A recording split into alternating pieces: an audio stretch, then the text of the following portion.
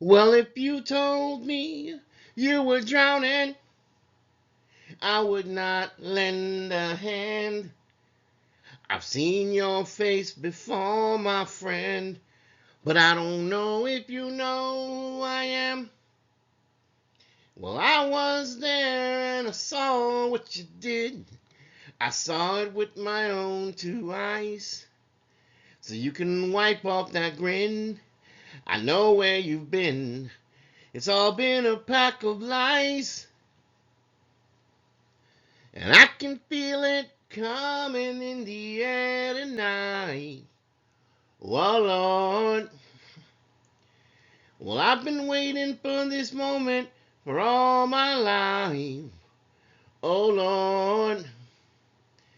And I can feel it coming in the air tonight. Oh Lord. Oh Lord. Welcome to another exciting episode of the Unrelenting Alchemist. We're going to talk about Merkabah Mysticism tonight.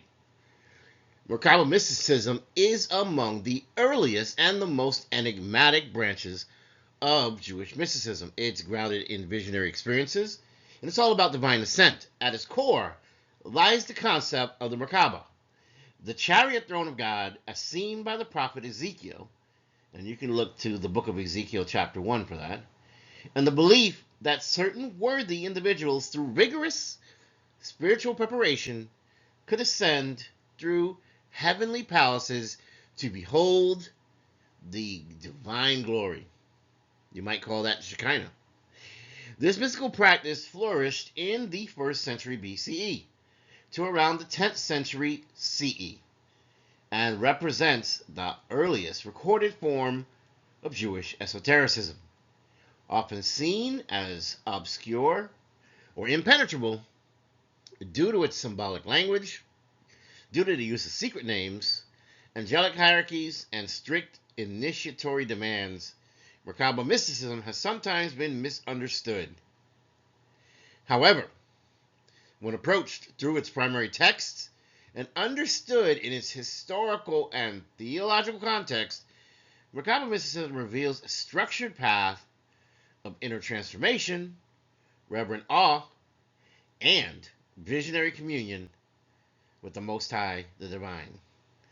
You see, this video is going to try to clarify and demystify Merkabah mysticism as best I can in the short time we have together, by exploring its practices, its key texts, its legendary mystics, and its central themes, particularly the idea of spiritual ascent, divine justice, and the role of sacred knowledge in encountering the ineffable.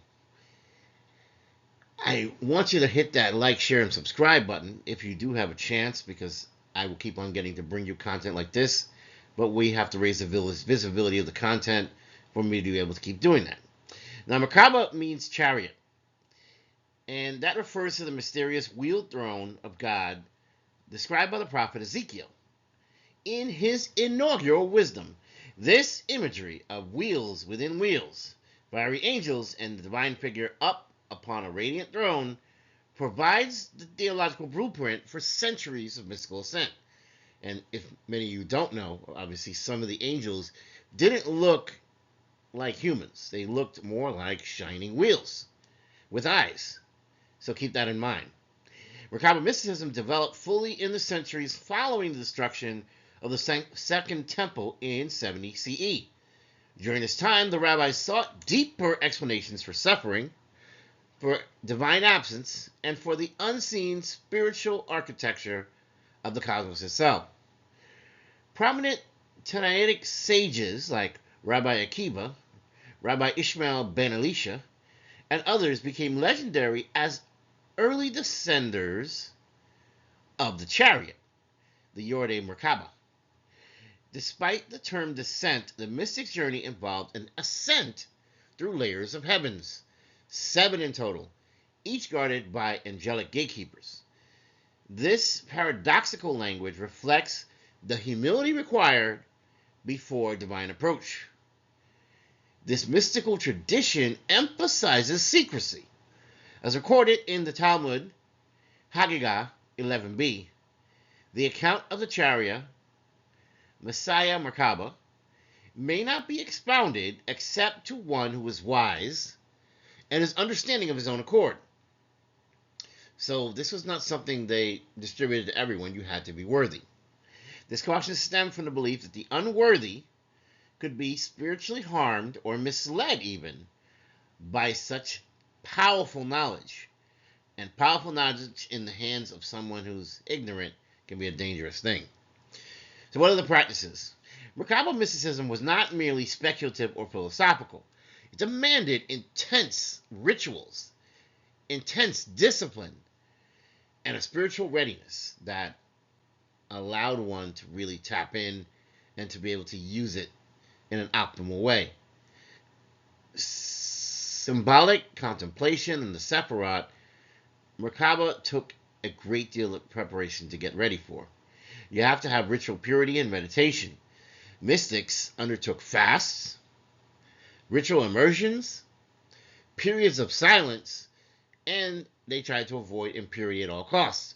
Some mystics were said to sit in darkness, surround themselves with incense, recite sacred hymns to prepare the soul for ascent. These acts purified the vessel of the self to retrieve the higher truth. Garbage in, garbage out. So you want to keep yourself as clean as possible. There are sacred names and power words that are used, and they're not given out freely. Names such as SMOSLM and MARMARAOT. These were passwords, and they were vibratory keys to higher dimensions. Pronounced or silently invoked, these names were believed to control access to the angelic realms. And they also provided a way to protect the soul as it ascended. Incorrect use could, according to tradition, result in madness and even death. The Hekalat text lists hundreds of such names, sometimes even entire pages of strings of letters. These are not nonsense syllables, but they're encoded resonances intended to attune the mystic soul to divine frequencies. So, in this respect, there were not only just passwords and sacred words, there were also hymns and certain bouts of silence that were part of things. So the Merkabah text contains hymns said to be heard or uttered during the ascent. These include lines like, "You should be careful about the glory of your Creator, and do not cause him to descend. It is the glory of God to keep his word a secret." This emphasizes humility, restraint, and the mystic's role as a respectful observer, not a conqueror of heaven. You don't just go charging in there like you own the place. You must show gratitude. You must show respect. Merkabah mysticism survives through a body of interrelated texts, and they're collectively known as Hekalat literature. These are Palace's literature, is the English definition for that, right? These are not systemic doctrines, but experiential records, instructional guides, and visionary scripts. Merkabah is an account of the chariot. In other words, this is documentation of the ride. This collection includes hymns, passwords, and angelic names used by the mystic to navigate the heavenly realms. And remember, there's 7 of them, right? The 7 heavens. It begins with a warning to guard one's tongue and intentions, suggesting a deep ethical awareness. The reciter seeks not power, not ego, but proximity to the divine glory. Hekalat Rabbati, the greater palaces attributed to Rabbi Ishmael. This text details his journey into the heavens to understand the justice behind Rome's decree to execute 10 of the greatest Jewish sages. The narrative intertwines legal, mystical, and ethical dimensions.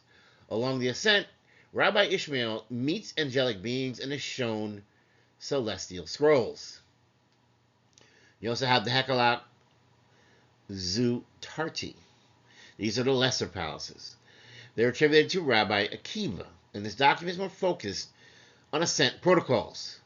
Describes the 7 heavenly palaces and the angelic wardens of each. Rabbi Akiva is a symbol of spiritual strength, and he endured these intense tests to gain entry.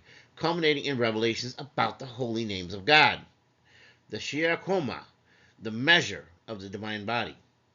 This controversial text also offers anthropomorphic dimensions of the divine, giving precise measurement of God's body using cosmic units. Although startling to modern readers, this was not meant to describe a physical form.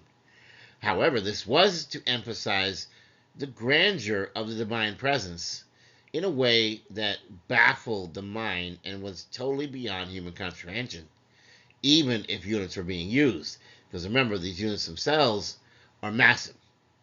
What about Enoch, the Sefer Hekalat? This later text in the 5th to 6th century CE, which is the Common Era, introduces Enoch, transformed into the archangel Metatron, as a divine scribe and guide. Enoch maps out the structure of heaven, the ranks of the angels, and the role of Metatron as intermediary between the throne and humanity. What other notable texts exist? Well, you have the Sefer Harazim, the Book of Mysteries, a manual that you would use for invoking the angels. You also have the Sword of Moses. This is an earlier magical text filled with divine names and protective incantations. You also have the Alphabet of Rabbi Akiva. And this is a mystical treatise exploring each letter's divine resonance. There is a rabbi on YouTube that you can probably Google to find his videos, because he talks about that a lot, about resonance and the letters. Masachet Hekalat. These are the palaces again, and you also have more on Ezekiel as well, which interprets Ezekiel's vision. Each of these writings contributes to an intricate tapestry, a multidimensional map of heaven where awe, silence, and sacred precision converge. You also have the 10 Martyrs and Merkabah's theological vision. The 10 Martyrs, among them Rabbi Akiva, Ishmael ben Elisha, HaKoren, and Hananiah ben Teridian, are central figures whose deaths are commemorated in Jewish liturgy, especially on Tisha B'Av. Their martyrdom is not merely historical, it is presented within mystical and cosmic frameworks. In the Hekalat Rabbati, Rabbi Ishmael ascends to the heavenly court to question the justice of these executions. Why did these 10 sages have to die? There he sees angels mourning and is shown the decree. The execution is not random at all. Nothing in this world is random. But these are cosmic consequences of ancient sin. This mythic narrative does more than commemorate a tragedy. It expresses a profound mystical theology, that history and suffering are linked to divine patterns and decrees. You may have heard me talk on many other videos about retrocausality. Sometimes the things that happen because in the future something else is bound to happen. And so we have to understand that time is not necessarily linear. It can be nonlinear at times, and the 10 martyrs are seen not only as heroes, but as intercessors and channels for divine repair. They had to do this, and it was indeed necessary that these events took place, as sad as they might be. You also have Judah ben Bava and many others, which suggest that their lives and deaths were seen as embodiments of the mystical path, a descent into suffering, ascent into divine mystery, and the ultimate union with the chariot. If you've ever heard the story of Yeshua HaMashiach, right, that's Jesus the Messiah, then you recall that at one point Peter tried to dissuade the Christ from going to his death. And he explained to him, it's all been foretold. And he told Peter that he wanted to cast the Satan out of him, because the Satan in him wanted to protect his Lord. But that's not the way the divine thinks. It had already been preordained that the Messiah was going to die. And it was already preordained that Judas would be the one to betray him. In fact, the Christ chose Judas for that exact reason. And so even though Peter seems like a sympathetic figure here because he wants to save his master, the reality is he's messing up the plan. The plan was already long set out. We already knew what was going to happen.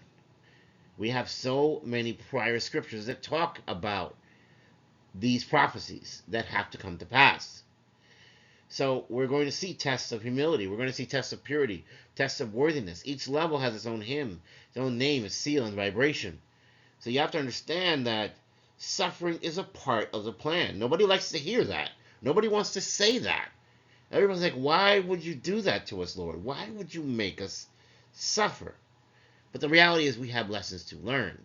We are all spirits having a human experience. We are spirits first, we are energy first, and we're wrapped in this mortal flesh as long as it will house us. But once it passes away, so too our spirit will go somewhere else. You have to keep that in mind. Your spirit's eternal. And so Merkabah mysticism centers on the awe and the yara, which is a certain degree of reverent fear. The experience of the throne is not to gain dominion, but to weep at divine beauty. Once we truly see the grand plan, we understand that what God does for us is for our best good, even when it doesn't feel like it's best for our best good. So Merkabah mysticism was all the rage, but by the 10th century CE, it began to wane a bit. The Sephiroth, the idea of ascent, the angelic hierarchies, the divine names, they find themselves in foundation in Merkabah thought. Later figures such as Abraham Abulafia synthesized Merkabah-style techniques, going into the meditative repetition of divine names, going into the Kabbalistic cosmology. The Zohar is the Kabbalah's foundational text, and it frequently references throne imagery and echoes the fear and glory of the Hekhalach tradition. Modern interpreters, including Gershom Scholem and Moshe Idel, have argued that the Merkabah mysticism should have been seen not as fringe magic or something arcane, but as experiential mysticism comparable to Sufism or early Christian ascetic visions. Indeed, the psychological models today interpret Merkabah ascent as being archetypal transformation, a movement from the mundane identity to transpersonal encounters with the absolute. So we tried to go through a lot about Merkabah, and this is a lot to digest, and you can replay this video as many times as you like to see what maybe you missed or what you didn't understand. And I do appreciate you listening to this to the end, because the longer you listen to it, the more that it will be ranked up on videos on YouTube, so that this content can reach more and more people. So there's this sacred ascent, we have this ethical preparation, and we have this visionary experience. So the language of the Merkabah is dense with fire, it's dense with wheels, angels, and cosmic names. It's not fantasy, but metaphor for an inward journey. The chariot represents the soul's potential to become a throne for the divine. The gatekeepers are the fears, habits, and illusions that must be transcended.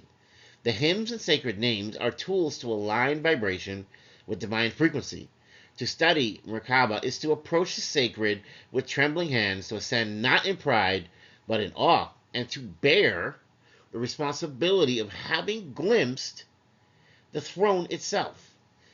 It ultimately teaches us that the Most High God, Abba Father, our divine, is both utterly beyond and intimately within, and that through silence, humility, and sacred effort, one can truly undertake to become a proper vessel for the Shekinah. In demystifying Merkabah, we do not reduce its mystery. We elevate it. And as I told you, they're very, very strict about who is allowed to go through these initiatory rituals, who is allowed to go through the process of descending, which is really ascending. This is the silent God waiting to descend. This is Merkabah mysticism, and it's an amazing, powerful thing. Thank you for joining me in the Sacred Hour. It has been another wonderful episode of the Unrelenting Alchemist. Until next time, please walk wisely, please walk bravely, and when the dark calls, answer not with fear, but with fire and light. Take care. Have a blessed day.